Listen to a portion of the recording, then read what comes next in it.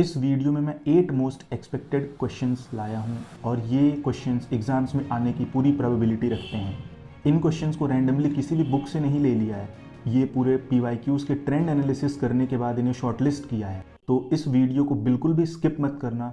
और question number 5 ऐसा question है जहाँ पे 90% ऑफ द स्टूडेंट्स गलती करते हैं, और अगर तुमने इन 8 क्वेश्चंस को अच्छे से लगा लिया तो तुम्हारा इलेक्ट्रिसिटी चैप्टर का 90% ऑफ द प्रिपरेशन कंप्लीट है। तुम इसमें बिल्कुल टेंशन फ्री रह सकते हो।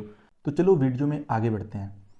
यहाँ पे हम देख सकते हैं टॉपिक वाइज वेटेज। यहाँ पे इस चैप्टर में 6 सबसे इंपॉर्टेंट टॉपिक्स हैं और इनकी ये रिपीट प्रोबेबिलिटी है, तो इनके साथ बिल्कुल भी मजाक नहीं, इनको बहुत अच्छे से पढ़ना है। और ये जो क्वेश्चंस हैं इन्हीं टॉपिक्स के ऊपर बेस्ड हैं। देखो question number 1, state Ohm's law. बहुत आसान क्वेश्चन है, ओम्स लॉ हर कोई पढ़ता है, पर यहाँ पे बच्चे एक जगह पे गलती करते हैं ऐसी जो उन्हें पता नहीं चलता और मार्क्स कट हो जाते हैं। एग्जामिनर वहाँ पे नंबर काट देता है। कहाँ पे? तो देखो हर कोई जानता है V is directly proportional to I, ठीक है, पर बच्चे गलती कहाँ करते हैं, यहाँ पे कांस्टेंट टेम्परेचर कई बार लिखना भूल जाते हैं क्योंकि वो ध्यान नहीं देते जल्दबाजी में। लेकिन जो हमारा टेम्परेचर के साथ रेजिस्टेंस वेरी करता है, तो हमें ये बहुत ही इंपॉर्टेंट हो जाता है मेंशन करना कांस्टेंट टेम्परेचर, तो ध्यान देना इस बात का। फिर ये V is directly proportional to I, V is equals to IR, R हमारा प्रोपोर्शनैलिटी कांस्टेंट। ओके, यहाँ पे दूसरा पार्ट है क्वेश्चन का कि दो कंडक्टर्स हैं A and B represented by straight lines on a VI graph. Graph को सुन के देख के बच्चे बहुत डर जाते हैं, कांपने लगते हैं। डरने कांपने वाली बात तो बिल्कुल नहीं है। यहाँ पे देखो ग्राफ सिंपली मैं तुम्हें डिकोड करता हूँ। तुम्हें 2-3 चीज़ों का ध्यान रखना है ग्राफ का क्वेश्चन सॉल्व करते वक्त, VI ग्राफ खास करके, ठीक है। तुम जब भी देखो स्लोप तुम्हें देखना है, ठीक है। किसका स्लोप देखना है? यहाँ पे एग्जामिनर कई बार खेल जाता है जिसकी वजह से फिर से नंबर कटने के चांसेस बढ़ जाते हैं। अलर्ट रहो यहाँ पे। यहाँ पे V और I ग्राफ हम देख रहे हैं। एग्जामिनर क्या करता है, कई बार I और V ग्राफ दे देता है। बच्चे कहते हैं स्लोप ज़्यादा तो रेजिस्टेंस ज़्यादा। IV ग्राफ में नहीं, VI ग्राफ में स्लोप जो होता है डायरेक्टली रेजिस्टेंस के प्रोपोर्शनल होता है। लेकिन जैसे ही यहाँ पे I और यहाँ पे V आ गया तो केस पूरा उल्टा हो जाता है, इनवर्सली प्रोपोर्शनल हो जाता है। तो इस बात का बिल्कुल ध्यान देना। तुम्हें याद करने के लिए मैंने एक निमोनिक बनाया है, TVS राइडर। T से tan थीटा, tan थीटा अगला नाम है स्लोप का, मतलब दो नाम के, मतलब सेम आदमी के दो नाम है, ठीक है। स्लोप या tan थीटा एक ही बात है। उसको हमें याद रखने के लिए देखो TVS राइडर का R, T for tan theta, V for VI graph. VI graph का स्लोप रेजिस्टेंस को रिप्रेजेंट करता है। किसका? VI ग्राफ का स्लोप रेजिस्टेंस को रिप्रेजेंट करता है। और IV ग्राफ का स्लोप 1/R को रिप्रेजेंट करता है, इनवर्स ऑफ रेजिस्टेंस को रिप्रेजेंट करता है। तो इस बात को बिल्कुल ध्यान रखना। अब बढ़ते हैं अगले क्वेश्चन पे। अगला क्वेश्चन जो है ये हमें डेरिवेशन पे बेस्ड है। डेरिवेशन से बच्चे बहुत डरते हैं, उन्हें लगता है पोथा लिखना पड़ेगा। पोथा नहीं लिखना होता भाई, बड़ा सिंपल है। इसे देखो तुम कैसे, मैं तुम्हें चुटकियों में याद कराता हूँ। इसके बाद तुम्हें मतलब इक्विवेलेंट रेजिस्टेंस का तुम्हें बिल्कुल, मतलब डेरिवेशन से बिल्कुल डर नहीं लगेगा और तुम छाप क्या होगे जैसा लिख रहा हूँ मैं वैसा ही, देखो याद हो जाएगा बिल्कुल। देखो ये निमोनिक है, PV सिंधु। पैरेलल सर्किट में वोल्टेज सेम होता है, सीरीज सर्किट में करंट सेम होता है। अब हमें एक बात याद रखना है, डेरिवेशन के वक्त जिस भी सर्किट में जो चीज सेम होता है उसके अपोजिट से इक्वेशन फ्रेम करना है। जैसे कि हमें पता है कि पैरेलल में वोल्टेज सेम होता है, तो हम पैरेलल के लिए करंट वाला इक्वेशन फ्रेम करेंगे। और हमें पता है सीरीज में करंट सेम होता है, तो हम सीरीज के लिए वोल्टेज से क्वेश्चन फ्रेम करेंगे, ठीक है। किससे फ्रेम करेंगे? सीरीज के लिए वोल्टेज से। देखो यहाँ पे सीरीज के लिए वोल्टेज से। अब इसको भी तुमको याद रखना है, तुम एक एरो ऐसे बनाओ और ऐसे क्रॉस करते जाओ, मतलब एंटी क्लॉकवाइज चलाओ, ठीक है। तो P से I जोड़ दो और S से V जोड़ दो, सिंपल, याद हो गया। P पैरेलल के लिए हमें करंट का इक्वेशन बनाना है और सीरीज के लिए हमें पोटेंशियल का इक्वेशन बनाना है। देखो सीरीज के लिए V is equals to V1 plus V2 plus V3, यही केवल लिखना है। इसके बाद तुम डेरिवेशन में अपने आप आंसर तुम्हारा निकल के आएगा। तुम इस इक्वेशन को खोल के लिख दो, V is equals to IR वाला, क्योंकि हमें पता है सीरीज में करंट सेम है, तो ये सारे करंट सेम है, कट जाएंगे भैया, कट जाएंगे। तो R equivalent is equals to R1 plus R2 plus R3 आ गया। अरे भाई आ गया, तो चलो आगे बढ़ते हैं। पैरेलल का भी ड्राइव कर देते हैं, लगे हाथ। पैरेलल के लिए करंट में हम लिखेंगे, ठीक है। पैरेलल के लिए किस में लिखेंगे? पैरेलल के लिए करंट में लिखेंगे। तो I is equals to I one plus I two plus I three. यहाँ पर हमें पता चला जब हमने इसको ओम्स लॉ लगाया तो V by R equivalent is equals to V by R one plus V by R two plus V by R three.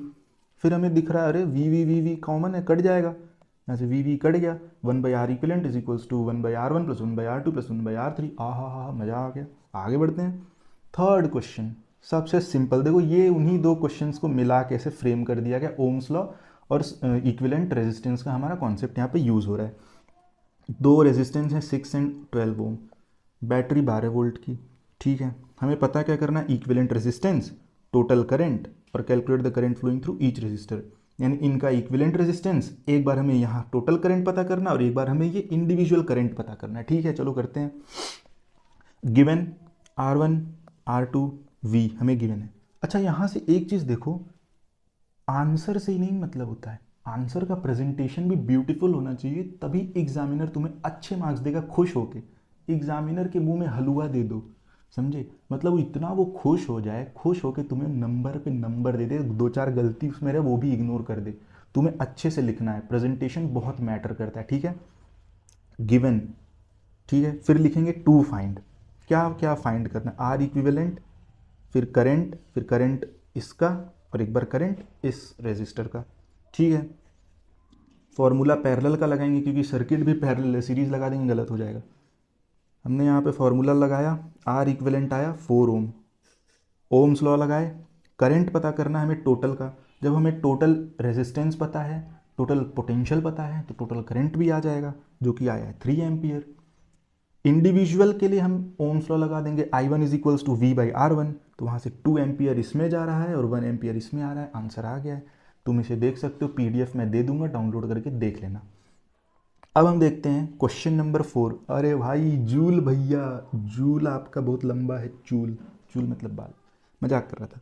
देखिए जूल्स लॉ सीबीएसई के लिए बहुत फेवरेट टॉपिक है, चुनिंदा टॉपिक है। ये जूल्स लॉ को ला के दे देते हैं हर अगले साल मतलब एक साल छोड़ के अगले साल में आने की इसकी प्रोबेबिलिटी रहती ही रहती है।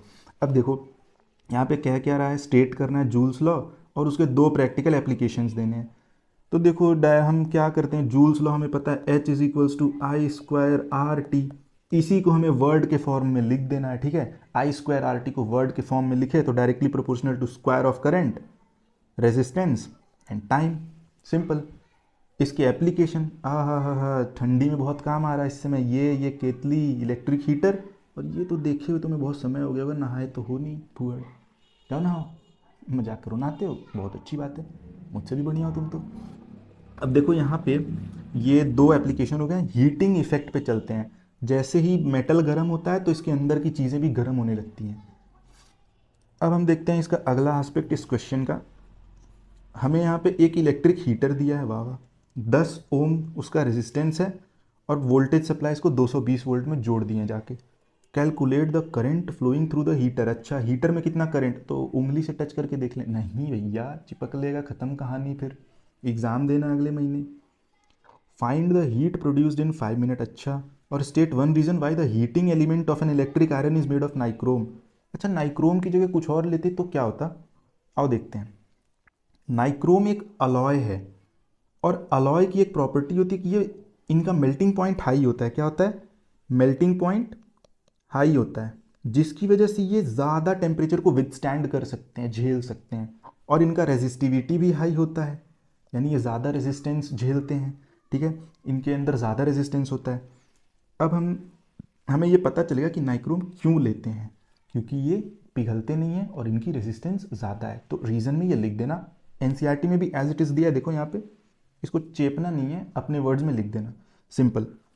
Calculate the current flowing through the heater. अच्छा यहाँ पे देखो फिर से प्रेजेंटेशन बहुत इंपॉर्टेंट है। R is equals to 10 ohm, V is equals to 220 volt. To find, हमें करंट पता करना है, हीट पता करना है 5 मिनट में।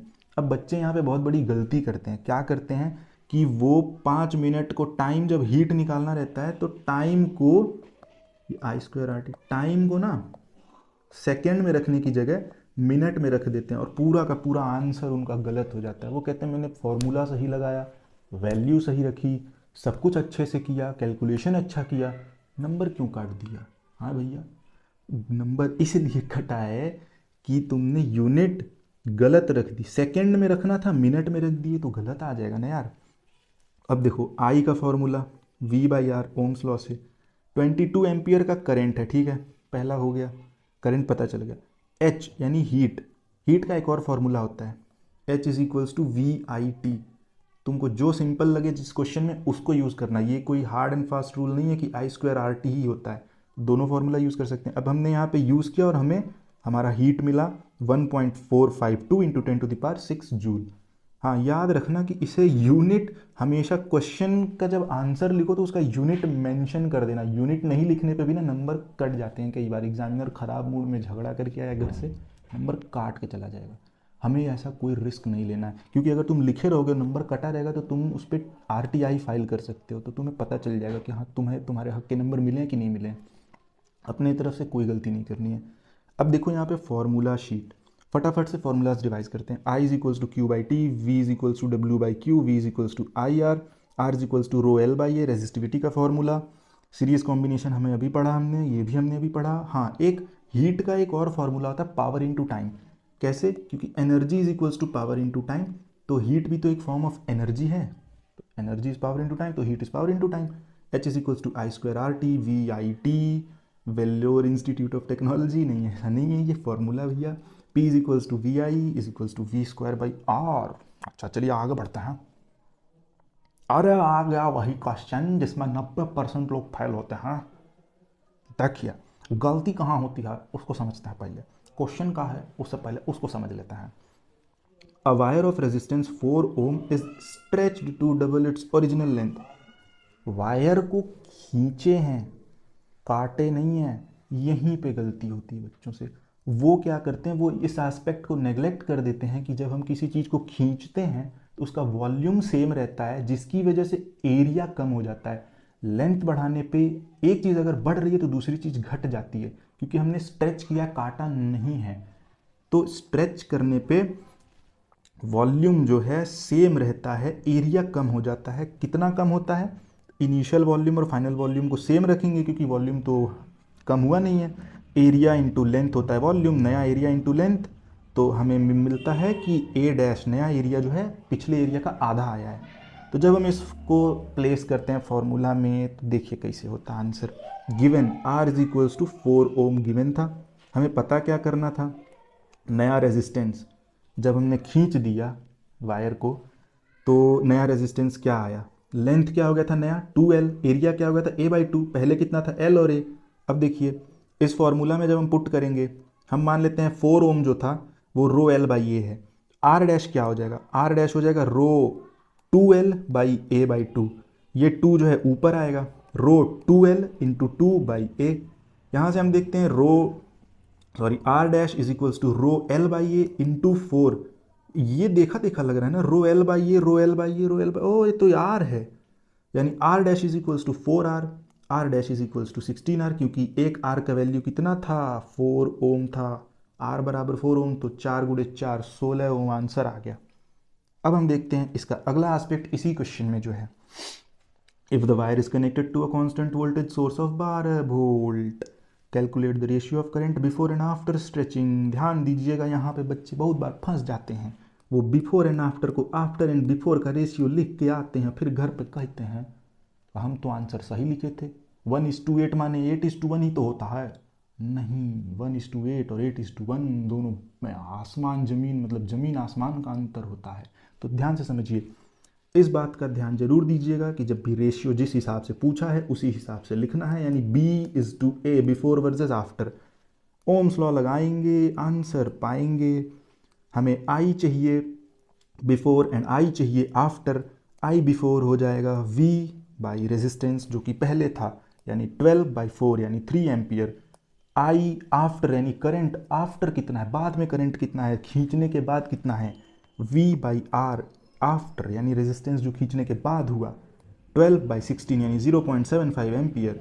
यानी जब हम देखते हैं करंट का रेशियो हमें मिलता है 4:1। अब एक बात को समझिए, रेजिस्टेंस पहले कितना था, रेजिस्टेंस बिफोर था 4, रेजिस्टेंस आफ्टर कितना हो गया, आफ्टर हो गया 16। कुछ देख रहे हैं, 1/4 का रेशियो है रेजिस्टेंस का बिफोर वर्सेस आफ्टर। और करंट का रेशियो उसका उल्टा। तो देखिए किस तरीके से आंसर जस्टिफाइड है। मज़ा आया ना ये बात जानकर? ताली बजाइए। Mention any two advantages of connecting electrical appliances in parallel in a household circuit.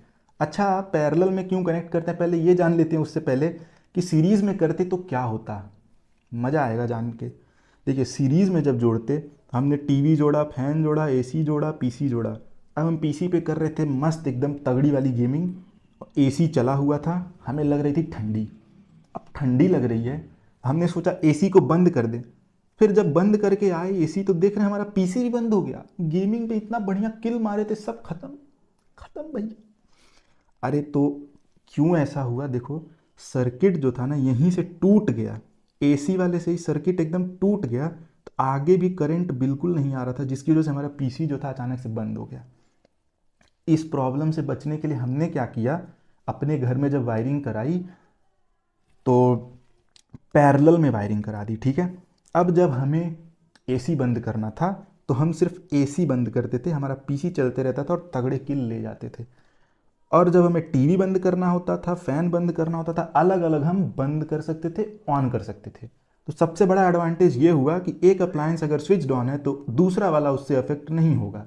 ठीक है, और हर एक अप्लायंस को सेम ऑपरेटिंग वोल्टेज मिलता है, क्योंकि हमें पता है पैरेलल में वोल्टेज सेम होता है।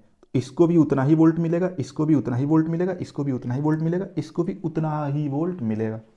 ये दो एप्लीकेशन हम लिख देंगे, जो कि बहुत ही ज़रूरी होता है बेसिकली जानना भी अपने आप को। ठीक है, क्वेश्चन नंबर 7। ये क्वेश्चन बहुत ही चुनिंदा क्वेश्चन है, ये टॉप लेवल का क्वेश्चन है। इसको अगर तुमने कर लिया ना खुद से तो तुम मान सकते हो तुम इलेक्ट्रिसिटी चैप्टर के बादशाह हो। अब देखो इसमें क्या, an electric heater is rated 1000 watt 220 volt. ठीक है, इसकी पावर रेटिंग इतनी है। इसकी पावर हमने बाद में घटा के, सॉरी इसकी पावर नहीं, इसके वोल्टेज हमने घटा के 110 वोल्ट कर दिया। अब पूछ रहा है कि क्या हीटर जो है ज़्यादा पावर लेगा या कम पावर लेगा। देखो सबसे पहली बात, हमें पता है P is directly proportional to V square. कैसे? पावर का फॉर्मूला पढ़े ना, V स्क्वायर बाई R। तो R तो कांस्टेंट है ना भाई, हीटर थोड़ी चेंज हो गया, हीटर के अंदर का कॉइल थोड़ी चेंज हो गया है, R तो कांस्टेंट है। जब R कांस्टेंट है तो V स्क्वायर के डायरेक्टली प्रोपोर्शनल होता है पावर। हमें देखने को मिल रहा है यहाँ पे कि वोल्टेज जो है घट गई है, तो जाहिर सी बात है पावर भी घट जाएगी। जब वोल्टेज घट गई तो पावर भी घट जाएगी। इसका आंसर है पावर घट जाएगी। रीजन क्या है? क्योंकि P is directly proportional to V square at constant R। ये लिखोगे एग्जामिनर एकदम ऐसे करके नंबर देगा तुम्हें। अब देखो अगला, इस पर देखते हैं अगला point, calculate the new power consumed by the heater. अच्छा, नया पावर जो हीटर कंज्यूम करेगा उसके लिए हम इसी फॉर्मूला को यूज़ करेंगे। पहले हम देखेंगे, पहले जो पावर जो वोल्टेज रेटिंग थी उस हिसाब से पहले पावर का निकालेंगे फॉर्मूला। ठीक है, फिर वहाँ से रेजिस्टेंस निकालेंगे, क्योंकि रेजिस्टेंस चेंज नहीं है, हम दोनों रेजिस्टेंसेस को एक दूसरे के इक्वल कर देंगे। देखो यहाँ से हमने इस वाले इक्वेशन को यहाँ और इस वाले इक्वेशन को यहाँ रखा, क्योंकि रेजिस्टेंस दोनों में सेम है, रेजिस्टेंस नहीं चेंज हुआ है, तो रेजिस्टेंस को लेके हम खेल खेलेंगे। यहाँ पे हमने इक्वेट किया, यहाँ से हमने P2 निकाल लिया, इसको इधर भेजा। ठीक है, देखो ध्यान से देखो, P2 को मैंने इधर भेजा, P1 इधर आ गया, V1 स्क्वायर इधर आ गया। ठीक है, V2 स्क्वायर यही है, इसको नहीं छेड़े। देखो V2 square into P1 by V1 square. ये इक्वेशन को अब हमने यहाँ पे सॉल्व किया तो हमें पावर 2 मिल गया 250 वाट। इसे मैं अभी जस्टिफाई भी कर दूंगा बड़े आसानी से, क्योंकि एग्जाम में हमें लिखना ना, थ्योरेटिकल पेपर है ना, तो टाइम लग रहा है, वरना फट से आंसर आ जाता। देखो अभी हमें बोला ये हीट भी निकालना 1 मिनट में। फिर से यही ध्यान देना कि टाइम जब भी रखना ना सेकंड में रखना, बहुत इंपॉर्टेंट है, नंबर कट जाते हैं यार, ध्यान देना इस बात को। एक भी नंबर नहीं खोना अपने को। मिशन 80/80 फुल मार्क्स स्कोर करने हैं साइंस में इस बार। अपने पूरे लाइफ में अगर नहीं किया होगा ना फुल मार्क्स स्कोर साइंस में, इस बार करना है, दिखा देना है लोगों को। ठीक है, देखो 1 minute at 220 volt and that to produce that 110 volt, यानी रेशियो निकालना है ना किसका। फिर से ध्यान देना कि पहले किसको रखना है, 220 वोल्ट पे जब था तब का, और 110 जब बाद में था। ठीक है, इस हिसाब से रेशियो निकालना है। किसका रेशियो? हीट का, दूसरे वैल्यू का मत निकाल देना, दूसरे फिजिकल क्वांटिटी का। अब देखो हीट का रेशियो हमें निकालना है, तो हम क्या H is equals to I square RT वाला फॉर्मूला यूज़ करेंगे, बहुत लेंदी हो जाएगा। मैंने बताया ना H is equals to power into time भी होता है। हमें पावर पता है 1000 और 250, तो क्यों हम इतना लंबा चीज़ करें, हम सिंपल कर देंगे। देखो पावर इनटू टाइम किया तो 60,000 जूल आया, और हीट जो था एट द मतलब अगले बार जो वोल्टेज था उस वोल्टेज पे 15,000 जूल आया। हमने रेशियो निकाला 4:1 आया। अब इस चीज़ को एक बार तुम समझो यहाँ पे, जब हमने पहली बार जब हमने वोल्टेज लिया था 220 वोल्ट लिया था, और अगले बार जब वोल्टेज लिया था तो 110 वोल्ट लिया था, ठीक है। तो यहाँ पे वोल्टेज जो था, वोल्टेज सीधे सीधे हाफ हो गया। हमें पता है P is directly proportional to V square. जब वोल्टेज हाफ हो गया तो पावर उसका स्क्वायर टाइम्स हो जाएगा ना, तो पावर जो होगा 1/2 का स्क्वायर टाइम्स हो जाएगा, यानी 1/4 टाइम्स हो जाएगा। और तुम्हें ये देखने को भी मिल रहा है कि पावर का रेशियो क्या आ रहा है, 4:1, यानी पहले 4 गुना था अब उसका 1/4 हो गया, मतलब पहले 4 था और अब 1 हो गया है। जिस तरीके से पावर वोल्टेज जो था वो हाफ हुआ, पावर 1/4 हो गया, उसका स्क्वायर टाइम्स। ओके, जस्टिफाइड है। बहुत मज़ा आता है जब तुम समझ के पढ़ोगे ना, तुम बहुत मज़ा आएगा। क्वेश्चन नंबर 8 बहुत ही सिंपल क्वेश्चन है। An electric iron consumes 1 kilowatt of power at 220 volt. यहाँ पे देखो, यहाँ पे फॉर्मूला यूज होगा P is equals to V I, given 1 kilowatt 220 volt. To find current and resistance, सबसे पहले हम P is equals to V I पे रखेंगे, ठीक है। P is equals to V I पे रखेंगे, I हमें निकालना है, I जो है P/V हो जाएगा, यानी कि 4.54 एम्पियर। दूसरा, हमें जब रेजिस्टेंस चाहिए तो P is equals to V square by R भी कर सकते हैं, या फिर V is equals to I R भी कर सकते हैं। यहाँ पे हमने सिंप्लिसिटी के लिए ये फॉर्मूला लिया है, क्योंकि वहाँ पे पॉइंट डेसिमल में खेलना पड़ेगा, तो उसको अवॉइड करना चाहिए। मतलब जनरली कॉम्प्लिकेटेड कैलकुलेशंस में नहीं जाना चाहिए, ईजी कैलकुलेशंस को करना चाहिए। फिर देखिए P is equals to V square by R, हमने यहाँ पे इसको रखा, हमने कैलकुलेशन किया, 48.4 ओम का आंसर मिला। तो देखो यार, अब इसमें जो भी क्वेश्चंस थे इसको तुम दोबारा से एक बार खुद से लगाना, और फिर देखना कि तुम कर पा रहे हो कि नहीं। कर पाओगे तो बहुत अच्छी बात है। और अब मैं इसी तरीके से हर एक चैप्टर साइंस में, ये एक सीरीज़ है 8 मोस्ट एक्सपेक्टेड क्वेश्चंस की सीरीज़। तो अगला चैप्टर अब लाइट चैप्टर है, तो तुम्हें अगर ये वीडियो पसंद आई हो तो लाइक कर देना। चलो मिलते हैं अगले वीडियो में, थैंक यू।